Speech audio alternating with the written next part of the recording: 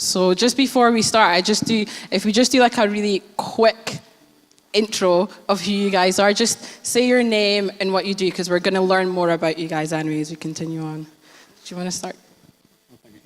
Hi, my name is Craig. I'm a fourth year art student, and I create there's a lot of crazy art at times. Hey, I'm Yaz, and I do admin at like Tucker's favourite place ever. I work at Red Wing Shoes. Hi, my name's Tiase. I work in finance. I like to say that instead of saying I'm an accountant because it's so boring. But yeah, that's me. Well, thanks for that.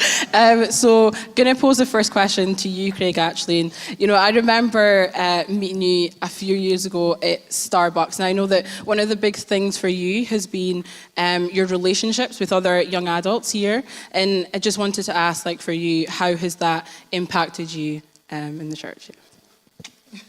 I like these questions that they don't tell us. For me, kind of the relationships that I've built along the way. So I came in, I struggled with myself. So part of my testimony is I struggled with depression. For those who were here for when I got baptized, you'll have seen the video. And that's a massive part of who I am and what I've been through. I'm happy to say I'm no longer ashamed of that. For a long time, it was kind of something that played in my mind. But kind of moving through that, one of the people that played a big kind of instigating role, many of you know, is Donald, who, I'll be very careful, he's a very good friend. Last time I said it, it came across a bit wrong, so we're being careful this time. So for me, Donald played a massive role as he kind of just forced his way into my life, whether I wanted him to be there or not.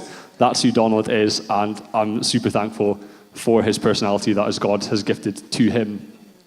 Through that, it gave me the opportunity to sit and be able to speak about what I was going through, both in my own mental health and then stuff that I'd been through in my past, which kind of was a massive part and instigator to that.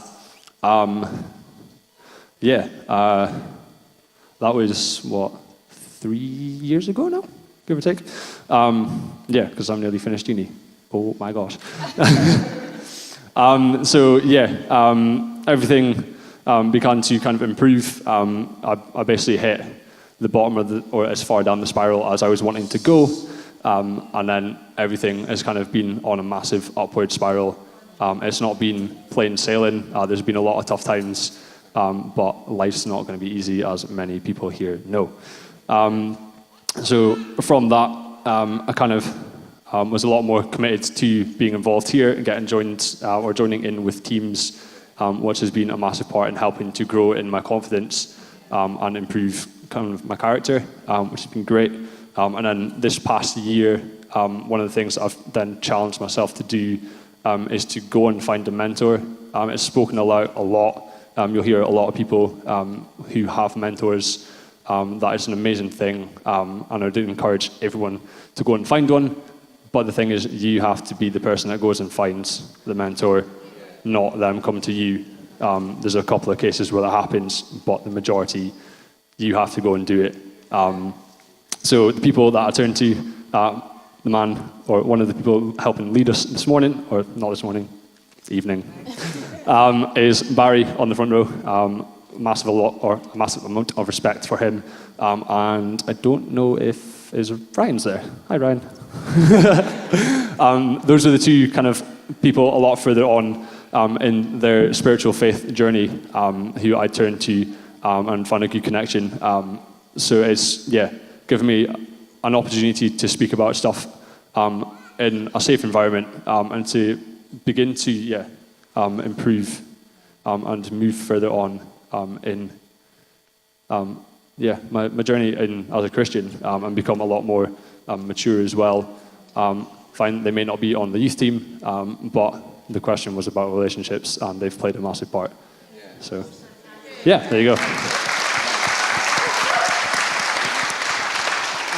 I love hearing just how relationships have been so impactful for you. And just as you were saying, I would definitely second, like having someone further along as well. Relationships play such a big part in our lives because of how important it is to not only invest in investing in each other, and it's someone else investing in your relationship with God as well. And so, like, second questions for you, Yaz. I know that for you, like, you had a different background coming in, and coming into Kings was a completely different culture for you as well. And so how, I actually remember, like, being at a barbecue and Yaz being there. I think I'd met you a few times, and there was a pug, like, at the barbecue, and I was like, why is there a dog at this barbecue? And it was Yaz. And so, like, within coming into Kings and all that, how has young adults played a part in you, I guess, getting used to this culture and, yeah. So a little bit about my background, just to explain it. So I came from a Brethren church, and I personally in Aberdeen didn't have much of a community. I had like friends down south or friends in like America, but I didn't have like a real community in Aberdeen. And that was something I really struggled with. If you know me, I am a people person, and so I get my energy from people. So that was really like challenging for me. And so when I chose to leave my old church and come here, I was like led here, and it was definitely something new for me, from like a very like traditional kind of church coming to here, and I suffered really badly with anxiety, and every time like I would go, not every time, but like sometimes when I would go to like my old church, I would get panic attacks and stuff, just because I just wasn't comfortable with myself, and I wasn't comfortable where I was, and not having people necessarily around me all the time that could support me and build me up and help me on this journey like with my faith. So when I came to Kings, the first person I met actually was Donald. Anyone that was here when Donald was here, my goodness, you have a story about that boy. But so Donald was the first person I met, and he was so welcoming, and the first thing he said to me was, "Oh, you're Yaz, I've been praying for you." And that just like, I was like, that's amazing, like you don't know me, but the guy that I had known from my old church that had taken me here, he was like, "I mentioned you in Connect and we've been praying," and that I would just cried for the first like couple of months here. Every single session I was just crying, and but like Donald coming alongside me, and then meeting other YA, and I came to the summer barbecue, and like just the sense of community and like making friends. And yeah, it wasn't necessarily always easy. I had to, because of my anxiety, I had to push myself way out of my comfort zone a lot of the time, and I had to just be like, no, I'm going to do this. And the summer barbecue was a prime example, because it was out in Old Meldrum at Naomi and Steph's house, and they'd said, "Oh, if you have a car, let us know, so we'd love to like have lifts." I didn't really know anyone, and I was like, oh my goodness, like, Lord, I will do this, but this is not fun. And I had a car, and I had Natalia in my car, and she became like such a good friend after that one like trip, and it was like, she's still a close friend to this day, and those kind of friendships just continued. And then we had our YA conference, when was it, October 2017? November, that time of year. And I remember Tiase was preaching, and he had said something about sometimes you don't notice like the miracles God gives you or the blessings that he puts in your life until like there's something will happen. I can't remember saying that. Fine. It must have been good. I'm just gonna big you up here, boy. No time. Honestly, never big this boy up, it's useless. So anyways, someone preached, and I felt moved. Okay? Someone. Great preach. And so, yeah, I felt like really moved, and I just stood there, and I had Lotte and Bex and Natalia like standing alongside me, and I was just crying, because I was like, you've given me something that I cried for and I prayed for, and I was searching for that for a long time, and here provided that. And coming alongside with people who are like-minded in their faith and wanting to build a journey with Christ and build a relationship with Christ and go on the journey with me was so amazing, and it was just beyond what anything like I had expected. I remember watching Lorelei's video about her testimony, and she had said she'd prayed for one friend, and I had a similar prayer. I just wanted a community, and I have that now, and it's amazing. And I'm on team, and I'm serving, and it's just so much that God has blessed me with. But the other thing, I'd just like to give a shout out for Connect groups, because Craig, yeah, come on, Connect group, woo! Craig and I met in Connect Group. Tom and Leanne led our old group, and it was just amazing. Like, they just welcomed us into their home, and I was just like, okay, cool. But it was new for me, but it was amazing. And I still, like, I'm like, oh, you're not in a Connect Group? Why? Like, go in a Connect Group. Like, come on. That's what you need. You need people that are going to come alongside you, and a Connect Group's the perfect time for that. And then the other great thing is that we have like YA socials, and we have YA community, and we have nights like this, which are amazing to open it up to wider church to see what we do as a ministry. And honestly, people are so important. If you see someone, like I was that person at my old church, I was the person at the back of the room who was just coming in last minute, leaving because I was so anxious. You see that person, reach out to them. You don't know how much it can affect someone. You just never know. And so, yeah, I'm honestly so grateful for everyone that's come alongside me, like this one, and Adam, like, he's whatever. He's just gonna be rude. But yeah, no, so like, it's amazing all the people that you can have around you, and I just love every Sunday I come in and I sit in that section, and I'm surrounded by like people who love me, and that took a long time to understand. People can love me for me, and so it's just amazing, and I'm so, so grateful to this church and everything.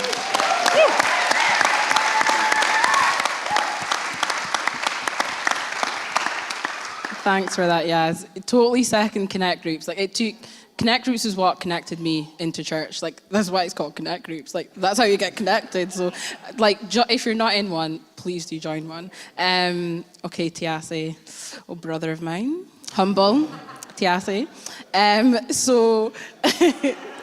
So for you, I know that you were, like, when you first came into church, like, you were a bit hesitant to kind of, like, join in with stuff or get to know people. And so what changed for you? Like, what changed for you in your faith that meant that you were like, I want to be part of this. I want to be part of what God's doing in my life. I want to be part of this community. So Adam used a nice word of saying I was hesitant to come to church, but I wasn't hesitant. I didn't have time for it. I didn't have time for, because to give us a little bit of background, our dad is an elder in the Church of Pentecost, which is essentially like a pastor of that church. So kind of growing up in church, a lot of pastors' kids are people that are kids of people that are heavily involved in church. You know that feeling where you think you know it all because you think you've seen it all, but the reality is you don't actually know anything because you're not doing it for yourself. It's not your own faith type thing. So because of that, I had this kind of ignorance and almost arrogance to the church world. So, you know, I've seen it all. I've seen what happens. I know this, how this blueprint works type thing. So the way it happened was there was a weekend away in Arbroath one year, and Adam went the year before herself and kind of came back and had all these good things to say about it. And I was kind of thinking to myself, how good can it be really going to a weekend away in Arbroath, driving 15 minutes in the night in the cold, you know, for God to impact you in this kind of big way. So to me, I was like, I dismissed it. I just brushed Adam off. I was like, there's no way I'm going to Arbroath for a weekend away to a church I'm not part of even. But Adam, being the way she is, she's quite persistent and is a lot more optimistic than I am. Thanks. And she was like, Thank no, you. like, you're coming welcome. to this. I've seen young people around there. They're racing God, like, they're actually for God. They're sold out for God, and they're young people. And that's something I didn't see in my own church because we were kind of the only young kids at that time.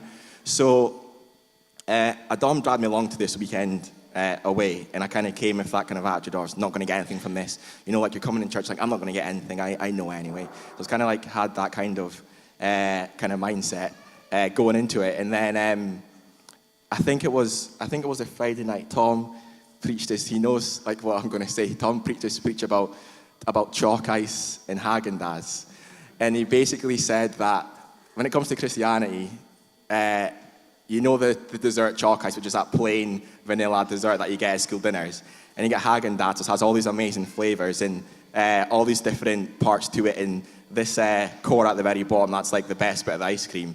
He was basically using it as an analogy to kind of say to us in the room that there's some people who have only experienced the chalk ice side of Christianity, in the sense that there's more to it. So I remember kind of thinking to myself, well, for the first time in a long time, hang on, maybe I've got this wrong. Maybe there is more to it, and the reason I'm like this is because I'm not experiencing the fullness of God.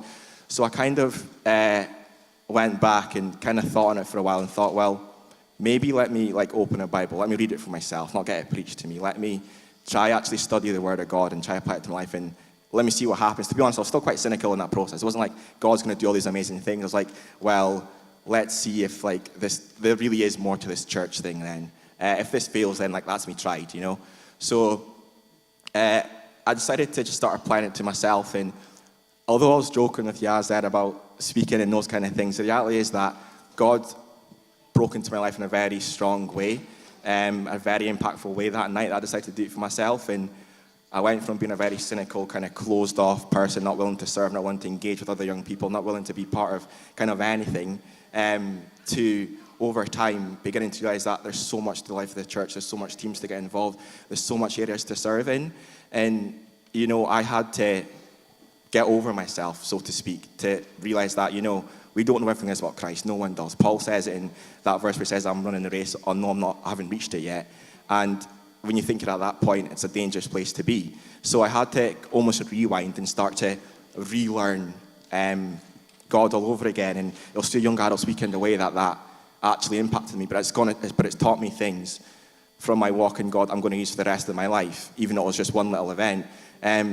So kind of over time, I would say that it was from there that caused a shift in my mindset to realize that, you know, like the Ians, the Elizabeths, the Barrys, the Anns Toms, all the other leaders, Thompson, all that, the things they're carrying and the burdens they're carrying, I was like, I want to try lessen the load of those people as much as I can in this church. So from here on in, I was like, I have to really commit to what I'm doing and really work hard at what I'm doing and really be involved in what I'm doing, not just do it because it's the right thing to do or to serve on teams, but to become part of the wider church. Although young adults is the main kind of area I serve in, I was like to be part of the wider church to assist the whole system. Because I think, because a lot of time people can say, you know, some people say, oh, you're too young to do this, and a lot of young people feel that you don't have enough life experience for this. And then when people are, and then you hear on the flip side, when people are too old, I'm too old for this, I've missed my boat, the chance is too late. But the reality is, I think God creates ages and different stages of life. It's never too late or never too early to start getting involved. And I think if you wait for life to get perfect and for things to get right and to be the right age or the right stage, you're going to be waiting your whole life because life's actually never going to be perfect. It doesn't exist on this earth. So to me, I just realized that, you know, I need to, with the knowledge I have now and what I've experienced now, I need to use that to my best. I need to do that the same for each kind of stage of my life.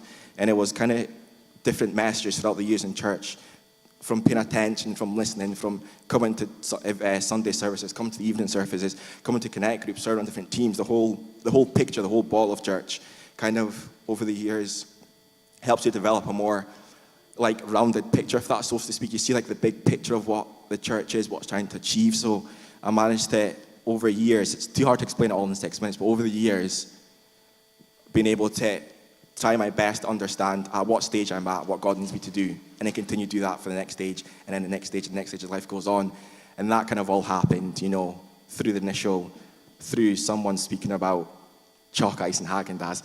And it's funny though, because like the ironic part is, I don't even like ice cream that much, but it saved my life.